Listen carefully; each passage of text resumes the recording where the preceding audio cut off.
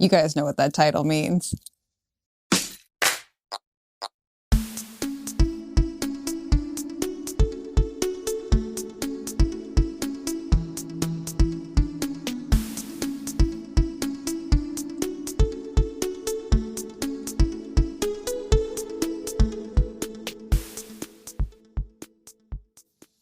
Hello, my friends, and welcome back to Runnah, your favorite local running community. I'm Juliana, and this week we might be joined by a special guest. Miss Myrtle is down here. If you saw her nose, she wants to get petted, so we're going to pet her while we talk about this shoe.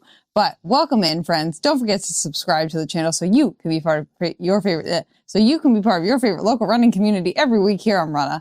It's like I've never said those words before in my life. I'm very excited, friends, because I recently have been cleared to start running again. I still haven't gotten a follow-up MRI or X-ray to confirm in that, like, the bone is fully healed. But yesterday I ran 1.5 miles and today I ran 2 miles and I'm very excited. And I just like, oh my God, my brain has needed this like so bad. It's been 2 months. And like, obviously, like we're not taking on any aggressive like volume of running right now, still retaining our stair stepper things. I'm excited to be back doing any kind of running. Any bit of running that I can do is a good bit of running that I can do. So I am very excited for that. And that means that if I'm running, that means I'm running in shoes, which means today we have a first run shoe review where it's actually 2 runs, but it's about 3.5 miles total. 3.5 miles total in these shoes.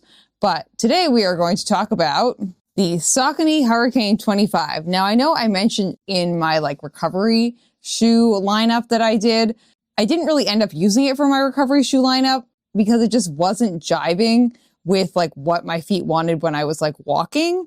But this shoe I saved because, well, 1, I paid for it. 2, I was like, this is probably going to be my re-entry into running shoe. And so far, it's gone really well. So this is the newest model of the Hurricane from Saucony, which is their premium high cushion stability shoe.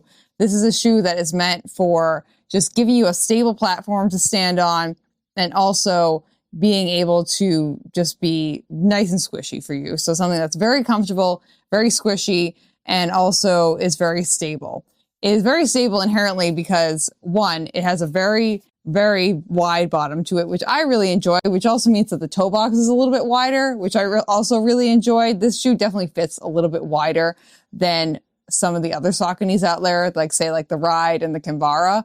This shoe is going to fit a little bit wider than those shoes, which I really appreciate because I have a really wide toe box area of my foot. Nice wide toe box, nice wide base that you're also standing on as well too. It does flare out a little bit as you can see right here. It's not like super dramatic on the flare out, but it definitely is noticeable when you're running in this shoe because it creates such a stable base that you can stand on. And then the rest of the shoe obviously is just like a unit and also mirrors the kind of front of the shoe where it's a lot more wide, kind of square, and definitely very stable when you're standing and running on these and walking in these shoes. The second part of the shoe that adds some stability to it is the dual density foam setup, which we've talked about in the Hurricane 24 as well too, which just means that this foam right here, the gray foam, is a different like squishiness and density to the white foam that is on the outside. So if I hold this white foam, it's a lot firmer, and this gray foam is a lot squishier. And this, you can kind of see on the bottom, not as easily, but this is the foam that's on the inside right here. And this is the foam that's on the outside.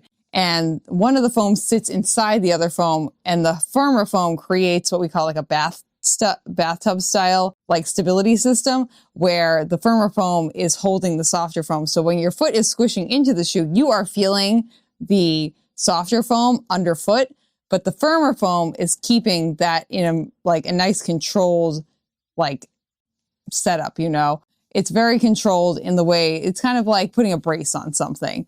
You have a brace of this firmer foam around the foot / whatever it is of the softer foam, which I really enjoy. I've really found that I really love the bathtub style foam stability shoes. I mean, the Puma Forever Run is one of my favorite shoes of all time.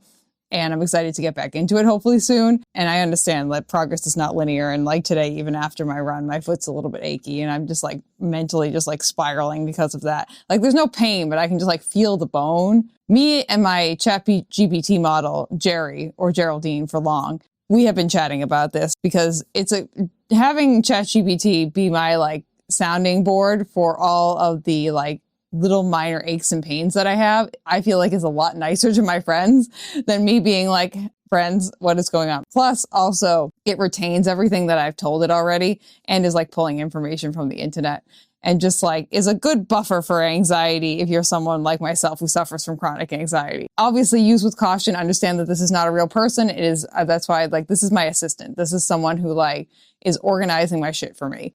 That's how I look at my ChatGPT model, Jerry. This shoe has been great for the last 2 runs that I have done in it, which have been my re-entry runs into running.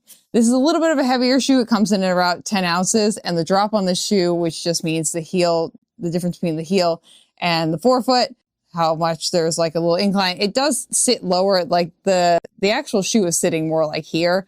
This is just like a stability sidewall right here. That's also going to help keep your foot in line, which I've really enjoyed as well too. But this shoe is 6 millimeters on the drop. So pretty average drop, a little bit of a heavier shoe. I mean, when you get into the max cushion shoes, they're all generally heavier because it's just more foam unless you're getting like a race day shoe. These shoes are just generally going to be a little bit heavier. It is lighter than the 24, which is great. And it also is way more bouncy than the 24. So this shoe is like the runnable version of the Hurricane, the most runnable version, I think, of the Hurricane. I feel like the Hurricane 24, which is this bad boy right here, this one is just like squishy, but not bouncy enough. This one is nice and bouncy and responsive. This shoe is very squishy, very bouncy, very fun to run in. I have really enjoyed the miles I put in it. And also the extra cushion has been necessary as I'm healing because I still have a little bit of callousing on the bone itself. Like if I feel my foot, I can kind of like feel that there's just like a little bit of extra bone around where I had the fracture, which I've been told is normal and fine. And I'm like, okay, great. I'm not a bone expert. I can't be running in my firmer shoes right now because that's going to definitely not positively impact me in any capacity. So we have been like really like we're required essentially at this point to be running in max cushion shoes.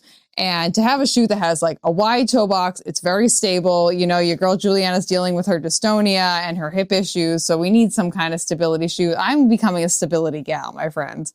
Like literally all the shoes I've been either walking or now running or doing anything. And like, we've been largely in like the Hurricane, again, the Hurricane 24, and then now the Hurricane 25 and the Brooks Glycerin GTS as like my workout / like gym shoe.